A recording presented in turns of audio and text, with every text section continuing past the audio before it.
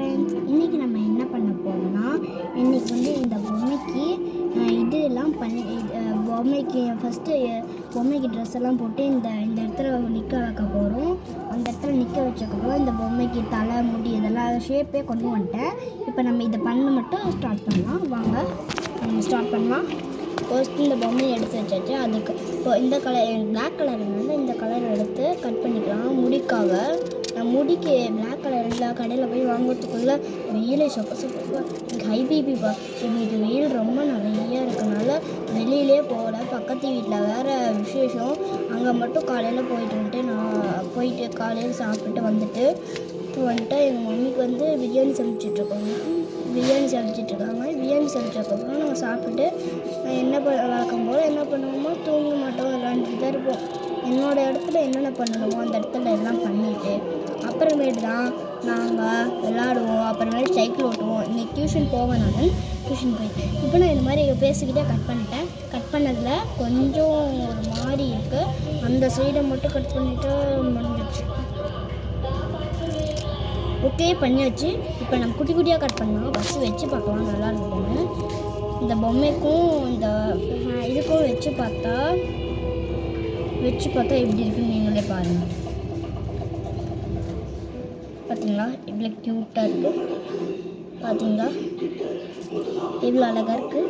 அதேமாரி நம்ம கட் பண்ணி போட்டுக்கலாம். கட் பண்ணி போட்டால் தான் சூப்பராக இருக்கும். இன்றைக்கி பிபி எல்லாத்துக்கும் வெயில் நிறைய இருக்கிறதுனால பக்கத்துலேயே எல்லாம் பந்தல் போட்டு உட்காந்துட்ருக்காங்க. பந்தல் போட்டு உட்காந்தாலும் பிபி பதறி எப்பயுமே வெயில் கம்மியாகும். அந்த இதையே சூடு பிடிச்சி எரிஞ்சிடுச்சு. வேறு அதுக்கான காசு கொடுத்துட்டு இப்போ வேறு வாங்கி போட்டிருக்காங்க. இப்போ இன்றைக்கி ரொம்ப வெயிலாக இருக்கும்போது வீட்டுக்குள்ளேயே நான் லைட் போட்டு பண்ணிகிட்ருக்கேன். லைட் போட்டு பண்ணதுனாலையும் கொஞ்சம் செல்ஃபிஷாக இருக்கிற மாதிரி இருக்குது. நான் உங்கள்கிட்ட பேசிக்கிட்டே பாருங்கள். நான் ஹேருக்கு இப்படி பண்ணிட்டேன். இவ்வளோ நல்லா இருக்கா? இப்போ நம்ம இது ரெண்டுக்கும் கம்மு போட்டு ஒட்டிக்கலாம். கம்மு போட்டு ஒட்டிட்டு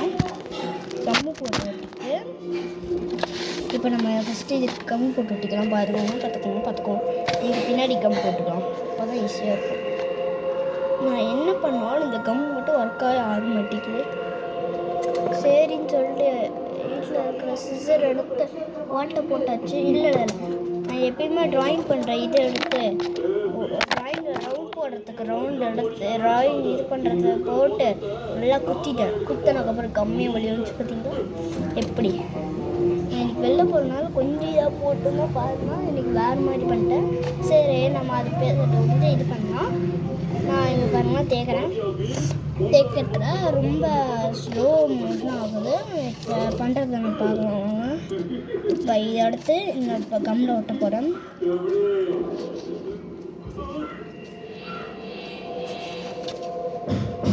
மக்களே ஒட்டியாச்சு. இங்கே பார்த்துக்கோங்க, ஒட்டியாச்சு. எப்படி அழகாக இருக்கா? அப்புறம் இன்னும் உங்கள்கிட்ட ஒன்று சொல்ல மறந்துட்டேன்.